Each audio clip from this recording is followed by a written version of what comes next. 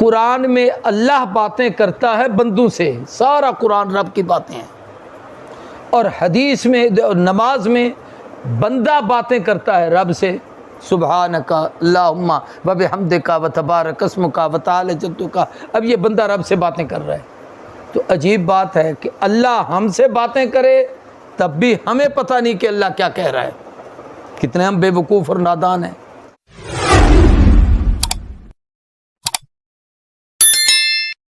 تیسرا حق یہ ہے کہ تلاوت کے بعد اس کو سمجھیں یہ کیا کہتا ہے۔ اس وقت ہمارے پاس سارا دین ہم سے نکل گیا ہے، یہ بڑی غور کی بات ہے۔ ہمارے پاس کوئی چیز ایسی نہیں جس کو ہم یہ کہیں یہ ہمارے پاس دین کی ہے۔ دو چیزیں باقی ہیں، ایک قرآن ہے کہ ہر گھر میں ہے، کوئی پڑھے نہ پڑھے رکھتے ہیں، دوسری چیز نماز ہے۔ بھئی چلو اذانیں ہوتی ہیں، مسجدوں میں آتے ہیں، جماعت سے پڑھتے ہیں، گھروں میں ہیں تو پڑھ لیتے ہیں، نماز پڑھتے ہیں، لیکن دونوں کے پڑھنے میں سمجھتے دونوں کو نہیں ہیں۔ قرآن میں اللہ باتیں کرتا ہے بندوں سے، سارا قرآن رب کی باتیں ہیں، اور حدیث میں نماز میں بندہ باتیں کرتا ہے رب سے، سبحانک اللہم و بحمدک و تبارک اسمک و تعالی جدک۔ اب یہ بندہ رب سے باتیں کر رہا ہے، تو عجیب بات ہے کہ اللہ ہم سے باتیں کرے تب بھی ہمیں پتہ نہیں کہ اللہ کیا کہہ رہا ہے۔ کتنے ہم بے وقوف اور نادان ہیں۔ اور جب ہم رب سے باتیں کرتے ہیں، نماز پڑھتے ہیں، تو تب بھی ہمیں پتہ نہیں ہوتا ہم نماز میں کیا کہہ رہے ہیں۔ تو سوچنے کی چیز ہے، اس لیے قرآن کو سمجھنا، پڑھنا بھی اس کا حق ہے، سمجھنا اس کا حق ہے۔ تیسرا حق یہ ہے کہ اس کے سمجھنے کے بعد اس کی عملی زندگی میں اس کو ڈالنا، اس کے حلال کو حلال سمجھنا، حرام کو حرام سمجھنا۔ یہ جو حدیث کی کتابوں میں آتا ہے کہ قیامت کے دن قرآن پڑھنے والے کو کہا جائے گا پڑھتا جا، جنت پہ زینوں پہ چڑھتا جا، جہاں تیری والناس وہاں تیرا مقام ہوگا، یہ عام آدمی کے لیے نہیں ہے۔ حدیث میں وضاحت ہے، جو اس کے حلال کو حلال جانے، اس کے حرام کو حرام جانے، اس کے مطابق زندگی گزارے، اس کو کہا جائے گا۔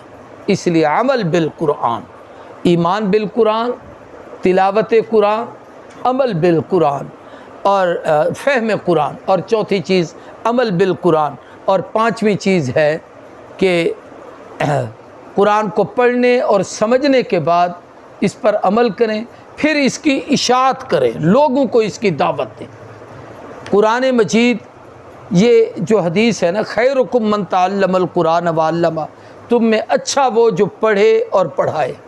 پڑھنے میں تو آپ پڑھنے والے بیٹھ گئے، پڑھانے والوں میں ہر وہ شخص شامل ہے جو اس کی پڑھائی کا کوئی ذریعہ بنے گا۔ کسی نے آپ کو قرآن بھیج دیے، وہ آپ کے پڑھانے میں شامل ہے۔ جس نے آپ کو یہ تپائی دے دی، وہ آپ کے پڑھانے میں شامل ہے۔ جس نے آپ کے لیے پنکھے لگا دیے، یہ آپ کے پڑھانے میں شامل ہے۔ آپ نے اپنے بچے کو پہنچا دیا، آپ اس کے پڑھانے میں شامل ہیں۔ آپ کسی ایک طالب علم کی روٹی کا انتظام کرتے ہیں، یہ اس کے پڑھانے میں شامل ہے۔ تو آخری حق قرآن کا چھٹا یہ ہے تنفیذ قرآن، کہ قرآن نفاذ کی کتاب ہے، کہ اس کو اسلامی معاشرے میں عملاً نافذ کیا جائے۔ ہماری تجارت میں، ہماری زراعت میں، ہماری عدالتوں میں، ہمارے ماحول میں، ہماری چیزوں میں قرآن کا قانون نافذ ہو۔ اس کے لیے آپ اور ہم دعا بھی کر سکتے ہیں، کوشش بھی کر سکتے ہیں۔ اس کے عمل کے لیے حکومت وقت پابند ہوتی ہے، اور بالخصوص یہ ہماری مملکت تو اسلام کے نام پر بنی ہے، اور مدینہ طیبہ کے بعد اسلام کے نام پر یہ ریاست معرض وجود میں آئی ہے۔